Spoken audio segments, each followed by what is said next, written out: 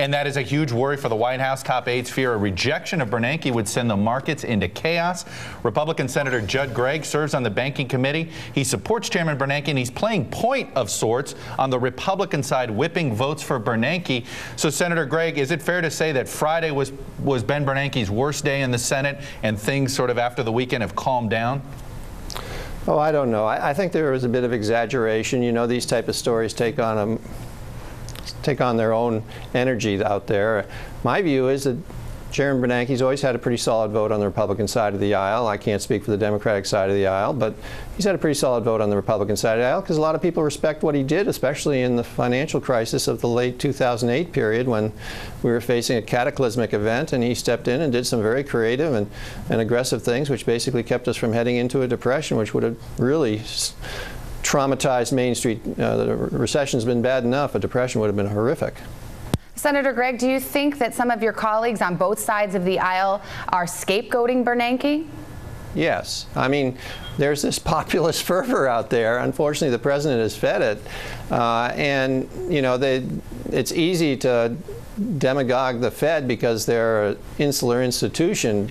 By definition, they have to be, and therefore they become an easy punching bag. And it's unfortunate because we need an independent Fed. We need a strong Fed and an independent Fed. We do not want to turn over how we value our dollar and how we print our money to the United States Congress. Can you think of anything worse? I mean, look at what we did with our own budgets. We're running trillion-dollar deficits, and then the Congress wants to take control over the money supply? How absurd.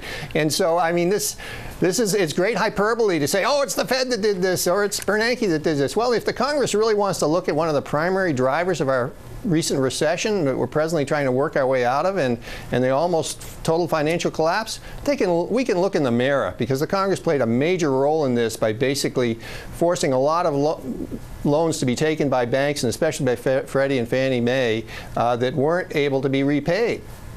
Now, Senator, one of your pet issues has been this debt commission that you wanted to see created. It looks like the president is going to talk about this in the State of the Union and perhaps sign this executive order very quickly. It's something I know you and Democratic Senator Kent Conrad from North Dakota have been working on. Are you still supportive of this idea? Because we heard Mitch McConnell yesterday on Meet the Press, who used to be a supporter of it, all of a sudden say, no, I'm not sure I'm in favor of this debt commission idea anymore. Well, first off, there are two commissions. There's the statutory commission, which Senator Conrad and I have proposed, which is the way you have to go. You have to have a statutory commission because you have to have fast-track authority, you have to have an up or down vote, you can't have amendments, and you have to have it be absolutely bipartisan, so supermajorities are required, and you can only do all those things if you have a statutory structure.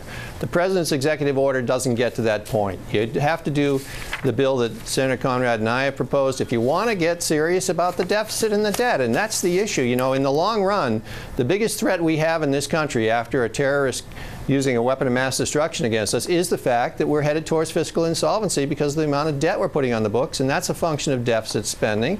And to address that, you've got to do something that will be outside the box and will get things done, and that's why you need this type of a statutory commission that has to be voted, whose proposals have to be voted on up or down.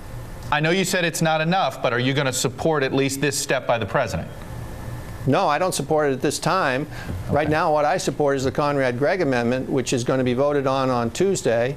And the president has actually said he supports that also. So hopefully we'll get the votes we need to pass that. It takes 60 votes to pass it in the Senate. I'm hopeful we'll get the 60 votes for the statutory approach. For the statutory approach. Okay, Senator Gregg, I know you got to catch a plane. Thanks for being with us this morning. Thank you. Well, we're starting this week with the big question.